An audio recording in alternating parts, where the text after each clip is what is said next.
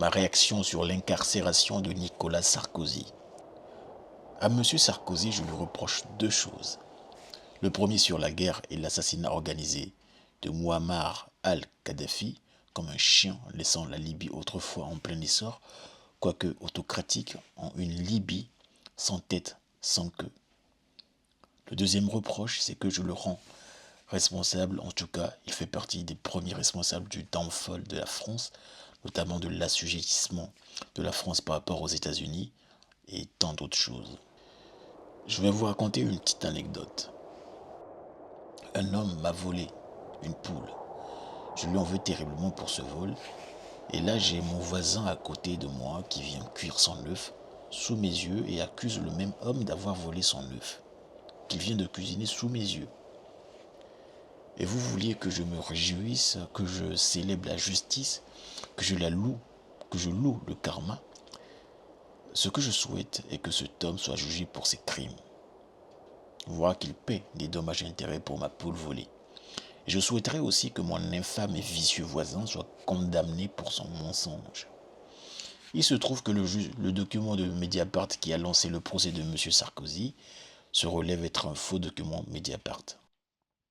Je parle ici de la fameuse note Coussa, un simple fichier JPEG qui a été refuté par le tribunal.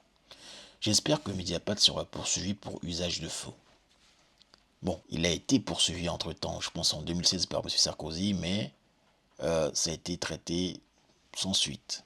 Mais là, j'espère qu'il sera repoursuivi et que il sera condamné. Il y a peu qui en parlent dans la sphère politique, d'où ma voix. J'espère que ce grand manipulateur de merde, Mediapart ou Merdiapart, ne s'en sortent pas facilement pour avoir manipulé le peuple, ou dirais-je les plus paresseux du peuple, ceux-là qui ne veulent pas faire un travail de fond, qui attendent les médias pour qu'ils les biberonnent comme un oiseau apporte de la vermine à ses oisillons, ceux-là qui ne veulent pas faire un travail de recherche et de réflexion cartésienne. Je prends le pari qu'ils n'ont même pas lu la décision de la justice, mais sont les premiers à en parler à raison. Bon, ils vont me dire, ça fait 380 pages. Il y a certains même qui ne savent pas que ça fait 380 pages. Bon, bref. Monsieur Sarkozy est très coupable des crimes et de la pauvreté vis-à-vis de la Libye actuelle. Attention, l'opposition libyenne ainsi que le peuple libyen ont leur part de responsabilité. Mais ça, c'est encore un autre sujet.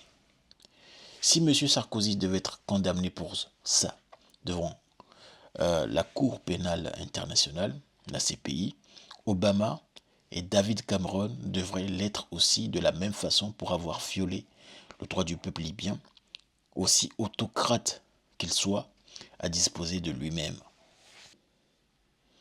Les gens qui célèbrent l'incarcération de M. Sarkozy sont des hypocrites et des malhonnêtes.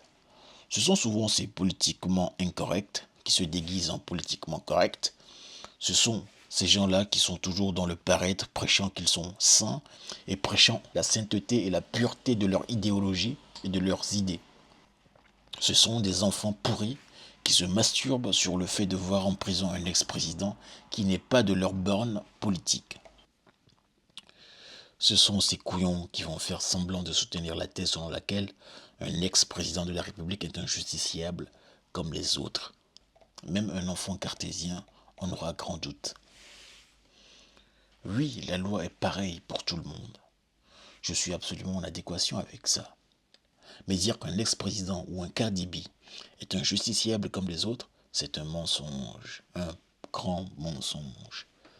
Ces gens sont malhonnêtes. Le pire, c'est qu'eux-mêmes savent qu'ils le sont. L'incarcération d'un kidam, d'un simple inconnu, ne passera pas à la télé, personne n'en souciera. Ça ne fera pas de petits titres dans les petits journaux. Ça ne fera pas de petits titres dans les journaux locaux.